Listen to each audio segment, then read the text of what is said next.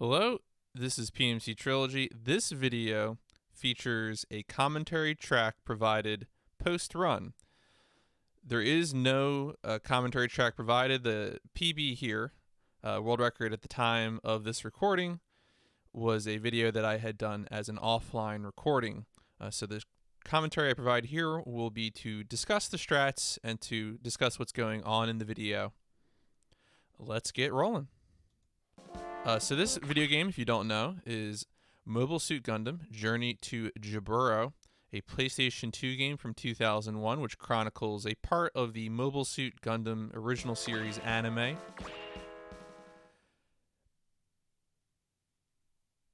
The category we're doing here is New Game Plus Main Story %, and what should be clear is that there really isn't that much difference between New Game Plus and New Game. It really only affects a few enemies. It doesn't affect the abilities you have. It doesn't affect the HP of enemies or HP of the main character or anything like that. So really, they're very similar. In the first mission, we only have access to the beam saber. This is the only mission where we're going to make extensive use of the beam saber. So we just dash straight up to an enemy. We typically stick to the triple combo. Even though it often misses the second hit, it still is sort of our most reliable DPS because, it is hard to hit. I am using lock-on. The lock-on mostly makes it easier to face the enemy. Lock-on in this game is interesting because you press the button to lock on to what's closest to your targeting reticule, but you really can't cycle through targets, so you just sort of have to lock on, you press the button again to lock off, and then try and look closer to what you want to be aiming at. Same thing here. I'm going to be going up to this guy, zooming up, and then trying to hit him as much as I can, try to avoid getting knocked back. It's really ideal if they run into you because then the second hit of the 3-hit combo will land. And then there's a third enemy. If you're playing New Game, there will only be 2 Zaku's, but we are playing New Game Plus. You can also see here I'm using my Vulcan cannons. They do a negligible amount of damage, but sometimes if you have an enemy that has lost their magic pixel, it's worthwhile. Special note about this level, if you're able to complete the 3 Zaku's before 1 minute in game time, you avoid that voice line that delayed ending the mission. Otherwise, you're pretty much stuck doing that. There is a way to cancel that voice line if you have a precise amount of health that you can trigger a voice line from Amuro, but it's not a big deal. In the second mission, Winds of War, we are going to change our weapons. We couldn't change our weapons for M1 Gundam Rising, but for M2 Winds of War, we're going to use the bazooka because the bazooka has some properties that are useful for 2 missions currently in the route.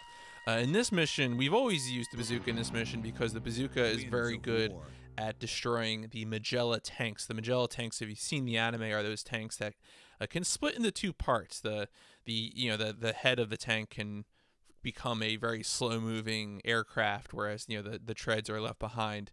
And so in order to complete this mission, we have to fight a bunch of those tanks, and we're able to destroy both halves, usually, if we are hitting them with the bazooka. So again, we're gonna roll deep, and here the bazooka hitbox is so large that I'm not bothering to lock on. As long as you're firing in the general area of where those enemy tanks are, they're going to hit. That's how big the hitbox on bazooka shells is. And here's another example. This is the first example in the run of using specials.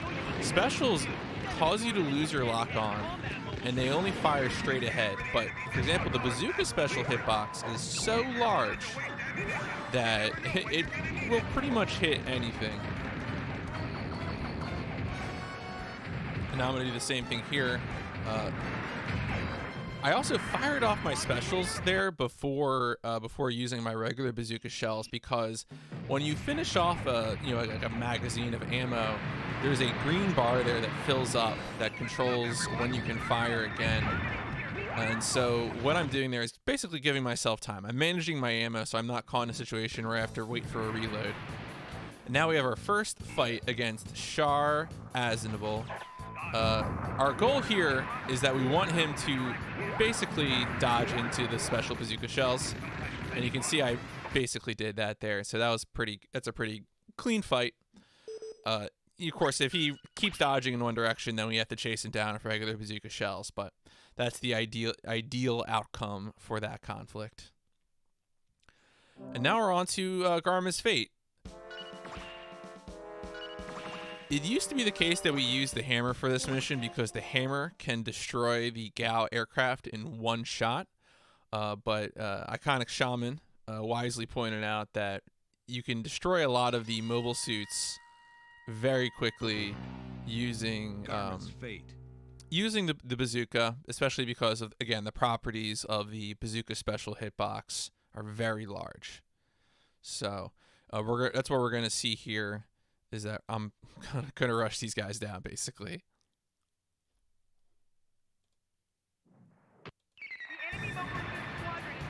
So this mission features a very cool strategy where we influence spawns or spawn locations by looking in certain directions when killing enemies.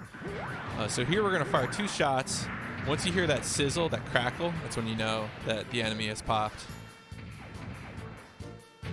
Again, we're going to do the same thing here. 2 shots. I am going to fire off my 3rd one. Yeah, I should have done that sooner. But I'm going to fire off my 3rd one because I want to have a full magazine of special ammo for dealing with the next 2 enemies. Now, because of how I fought that second enemy, these 3rd and 4th Zaku's are going to spawn next to each other. Typically, if you're grinding for a good time, if these Zaku's don't spawn next to each other, you probably reset. I mean, I know I've been resetting for a bunch in this recently when trying to PB. Right. The big risk there, though, is that sometimes the enemy hurt box, like the first Zaku, can occlude the bazooka special hitbox from affecting the second Zaku hurt box. So you want to make sure that you're actually applying specials to both Zaku's. So now we're going to zoom over to Char. I'm using my shield here to avoid getting stun locked by the bazooka. You'll probably see what happens when you get stun locked by this here. The one weird thing about the bazooka special is that it does sort of get upset with you if you're like too close to an enemy. It'll actually fire over them. So my specials didn't really land here, which is unfortunate. So I'm basically trying to use the saber to end this as quickly as possible. Ideally, we would have ended the fight using the 5 specials. But yeah, so that's kind of a slow fight. That's you can see me make a face there. Now we have to defeat the Zaku.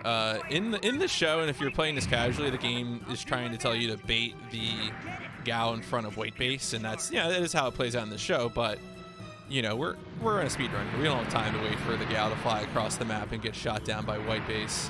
So we're just going to go land on the plane and then fire off 3 specials. I had mentioned before, if you had the hammer, you can hammer the plane anywhere on the plane's body and it will instantly one-shot the plane, which is very fun, and I recommend you try it sometime. All right, now on to my least favorite mission, M4, the Threat of Xeon. This is a mission. When I had first routed this game, I had basically used hammer in every mission that I could use hammer because I'm a troll. This is a mission where I think it's one of the first missions where Shaman pointed out that like really specials do make a difference, and among other things, obviously the beam rifle also has a longer range than the hammer, which is another thing that matters. So in this mission, we're going to stick with the beam rifle, and what we're going to do is we have 2 parts to this mission. We have the first part in which we have to fight 2 Zaku's and destroy a bunch of targets on a hill. And then the second part where we fight Ramba Rao for the first time. So I used to go to the right here. Weirdly enough, Shaman found it was more consistent to go to the left, and I can't put my finger on why it's more consistent to go to the left. But I started doing it and it started working better for me. So, you know what? Don't knock it if it works. With these Zaku's, I've always found you want to wait for them to enter some sort of animation where they're staying still. Lots of times when you first approach them, they'll enter an animation where they turn in place, which is usually my preferred time to hit them with the special. But it can be kind of temperamental. One note about shooting these guys with the beam rifle is that you got to make sure your shots are coming from behind, because otherwise they'll hit those defensive emplacements, the walls there. So now he turns in place and I shoot him. I was basically waiting for that turning in place to unload the special.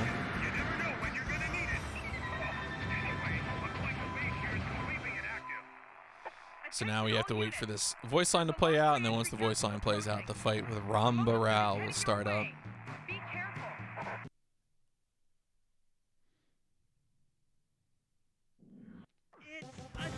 So the approach to this fight is basically to sort of hope to bait him into a, yeah, see there I'm able to get 2 specials on him, which is ideal. It puts his shield up there, so those later specials are blocked, but even those specials are useful because they're going to break his shield eventually, which is one way to, you know, to help accelerate the fight to end. Yeah, see there his shield breaks.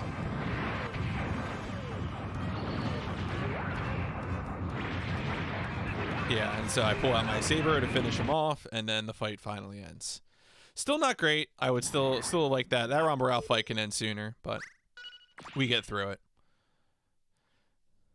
A lot of those boss enemies like Shar and Rambaral, typically they're often reading your inputs. So even if you're like across the map and nowhere near them, if you press your attack button, they'll just dodge because that's how they're programmed. So again, a lot of it is trying to bait the enemy into, you know, doing some sort of unsafe animation so that they can't respond by dodging immediately. Cross of sand.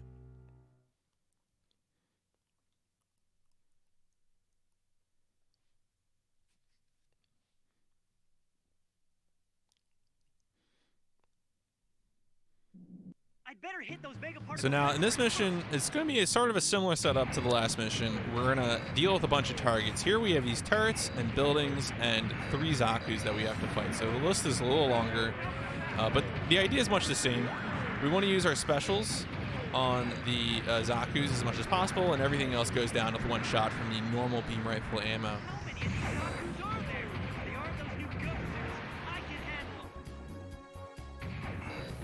Here we use shield because this second Zaku has a bazooka and can definitely be annoying with stun locking. So we want to wait for him to get in place and then we unload a special.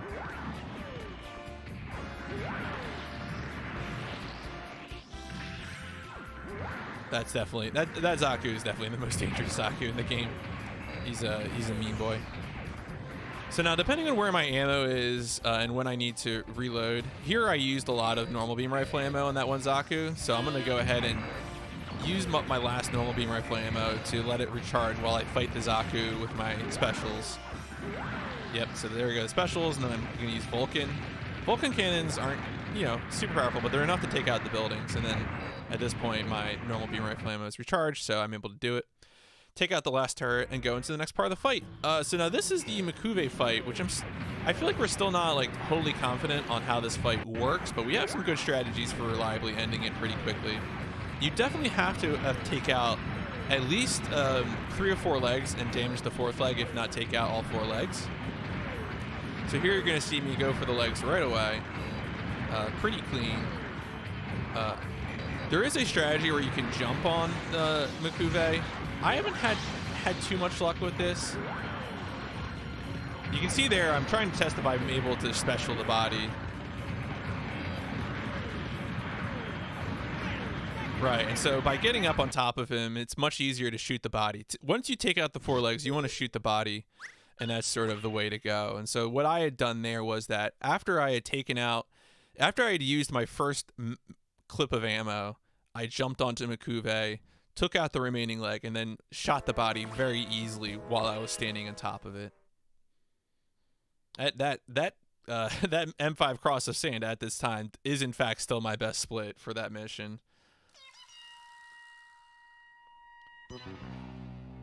Rambaral's attack.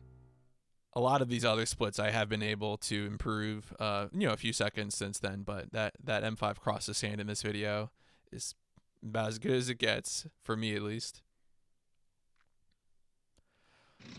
All right, so now we have to fight this Gallop, this big sand hovercraft. We're gonna just boost onto it and then unload 4 specials into its back. And surprise, it's dead. We're gonna unload our 5th special so that there's time for a new clip of specials to load. And then we're gonna boost over to Rambaral. You notice right there, there's a button combination R2 plus triangle where you're able to summon backup. And what I'm trying to do there is I'm trying to sort of jog the gun cannon AI into being useful. which is asking a lot from this AI. But so what I did right there is I punished him with a special for using the for jumping. When he landed, he had a bit of landing lag, and so I knew I'd be able to hit him with the special there. So I kind of called him out and shot him that way. And I got saved some time doing that, which is very good. Yeah, generally speaking, if you see the ace pilots jumping and you're able to sort of predict where they land and you can get a special off, it's a good way to punish those enemies, with a special, when it might otherwise be difficult to land a special on them, especially Ramba Rao.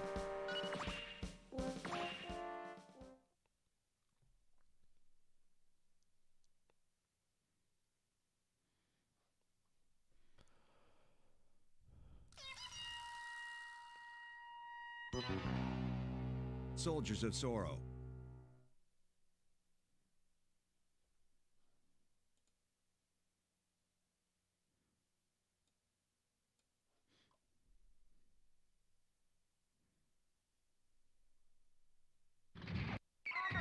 So this mission is one of the missions where there's more opportunity for risk and things to go wrong than any other mission.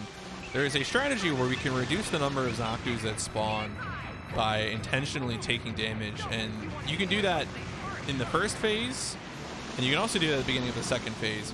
But if you do it at the beginning of the second phase, you're always going to get at least one Zaku spawn, whereas if you take the risk of doing it in the first phase, you can potentially eliminate that Zaku spawn. And so what I'm trying to do here is I'm trying to provoke these DOMs into attacking me, and specifically into attacking me in such a way that I take half damage. So usually I want them to use heat rods, because the problem with the other option is that they will simply not do. They'll stun lock me without doing that much damage. The heat rods do a lot more damage than their bazookas do. And so now once they do that damage, I need to hit them usually like 5 or 6 times with the hammer. Again, we're using the hammer because the hammer is the hammer never reloads, so it's a very safe weapon, relatively speaking. So here I jump over them, and one of the reasons I jump over them is because they're programmed to end up in certain places, and so if the AI doesn't get hung up on me, it's a very good opportunity to let them go past me and then pick them off. Here I'm very fortunate that this one gets stuck on the ledge, so I'm able to go to it as soon as I destroy his buddy. One of the things you see me doing here is I'm doing a slight animation cancel with the Gundam hammer, where if I'm really close to an enemy, I will alternate between walking forward and strafing left or right. And what that does is it speeds up the hammer animation so that I'm able to throw out hammers more rapidly. You can see I'm going to do probably, well, right now I'm keeping my distance because I'm afraid of dying. One of the Dom attacks with the heat rod is that spin attack, which I think you might have seen me take a hit from that a few seconds ago. But all in all, that's a pretty clean M7. It's not the best I've ever done it, but it is only about 6 or 7 seconds off that. And for a mission where you're trying to get unreliable AI to hit you, that's I'll take that. All right, and now on to M8, Across the Atlantic Ocean, featuring Belfast. This is another mission where I used to use hammer, but the DPS of the beam rifle is unrivaled in this game, and we're going to fight a lot of enemies that have a lot of armor and health, and so using the beam rifle really just can't be beat, especially because these enemies have particularly large hurt boxes, and so even as the beam rifle could be difficult to land on other enemies, it is trivial to hit the land on these enemies.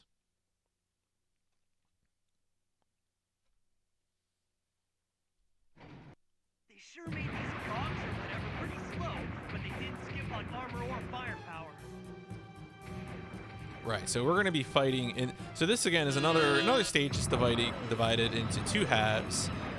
In the first phase of this, we're going to fight 3 Gog suits, which are these big hulking metal boys with the claw hands.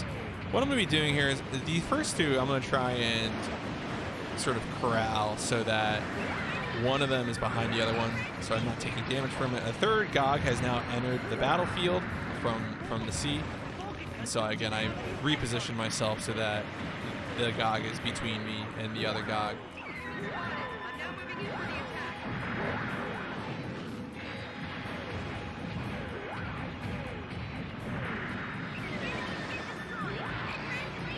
So I've destroyed the first 2 Gogs, going for this one as well. As you can see, these guys are really slow moving. They're really broad, so it's pretty straightforward.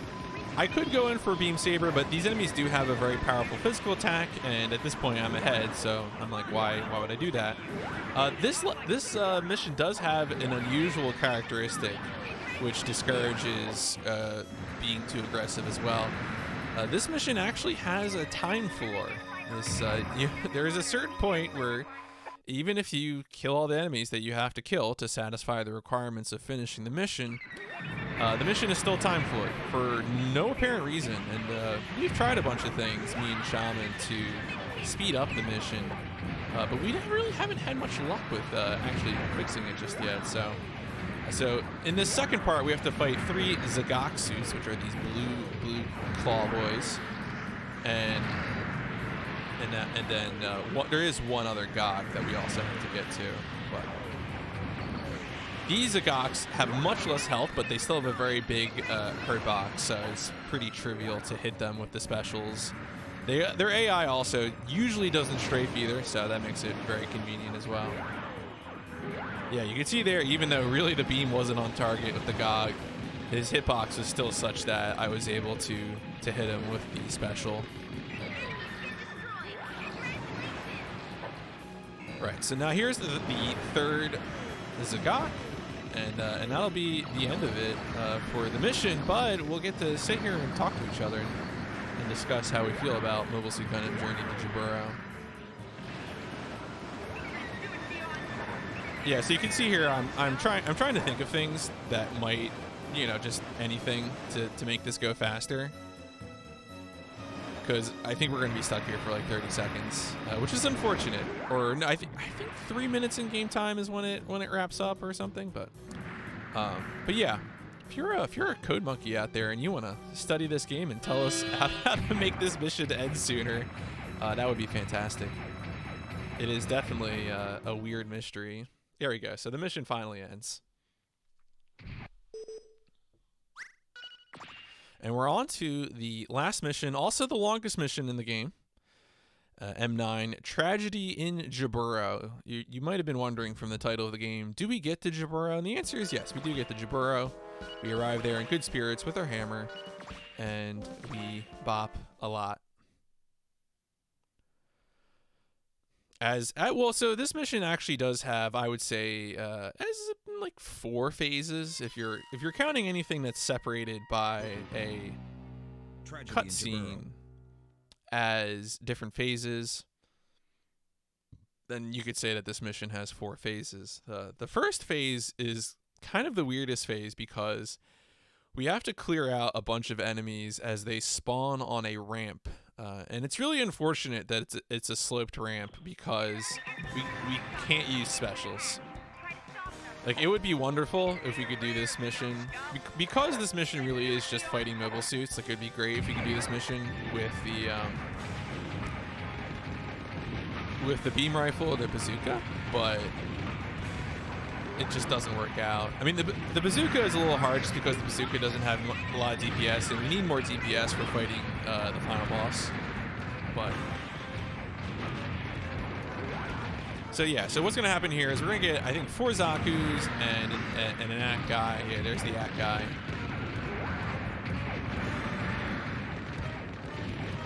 One good thing here that we can try and make happen is that when enemies' mobile suits explode, they do damage to anything caught in the explosion. And so the fact that these enemies are clustered up is to our benefit, because if they're close enough, they will take damage from the explosion.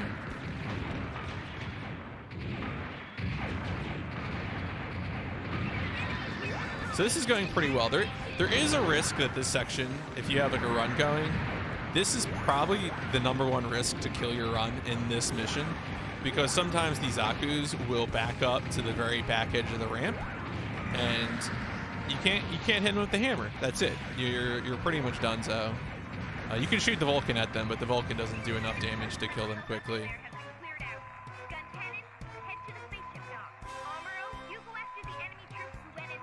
All right, so now we're going to enter the second phase of Tragedy in Jaburo. Here we're going to have to clear out 4 mobile suits and then fight Char. We also get to listen to beautiful music while we do this. So yeah, you can see here, now I'm really going in with the forward right strafe to try and make my hammer animation speed up. So that's a big benefit. I'm also kind of corralling this enemy so that he stands next to the act guy, so I'm able to do some damage that way as well.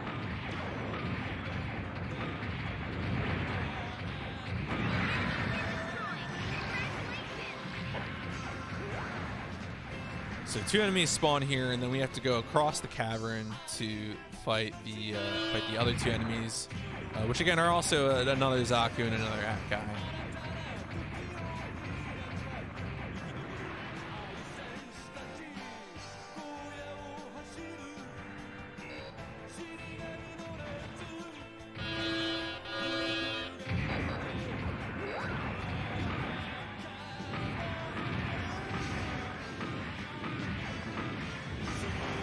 So you can see again, when you really get the timing going, you're able to recall the hammer much quicker after it strikes the target.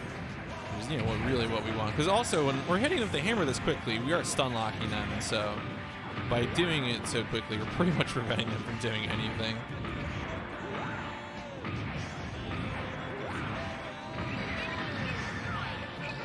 So now we have destroyed the 4th regular enemy, and then at this point, Shar has spawned in his red Zagak, which is honestly a pretty dangerous suit. I had memories of playing this game as a kid, and I think a lot of other people, you know, at this point, you've fought an army of mobile suits, and you're saying, like, how could I do any more? And Shar can kill you real quick. He's super fast, and he's got powerful lasers and a powerful melee attack, but we have the hammer, and we're doing quick work on him. The most important thing to get close to him is that you want to put on your shield and then dash up to him and start strafing, and that really screws with his AI and allows you to do things much cleaner. Again, I guard there, so this is the short third part where we just have to run down a hallway. If you still have your shield, and hopefully you do, you want to use guard on that first act guy because there's a chance he will use a special and stun lock you briefly. So you just have to rush down to Shar, and you just hear a voice line. Another cutscene plays where Shar escapes, and then you have to fight this large mobile armor, the Zak. If you still have your shield, just dash up close to him. And then what we want to do is we want to strafe around behind him. This mobile armor has a really slow turning speed. And so we want to stun lock him and then get behind him. At this point, he's being a little problematic because he keeps jumping back, but we're working on getting behind. Thankfully, he's not using it. He's using an attack where the lasers just shoot out of his head instead of forward, which is good for us. So once we get behind him, we start using the strafe and forward a technique. And then we wait for it to explode, and when the screen goes to black, we end time. And so this was the first 27. I do it like a quarter of a second late, so it is a 27:58. But anyway, that's it for me. Thank you so much for listening. Hopefully this commentary was useful for you, and I'll see you around.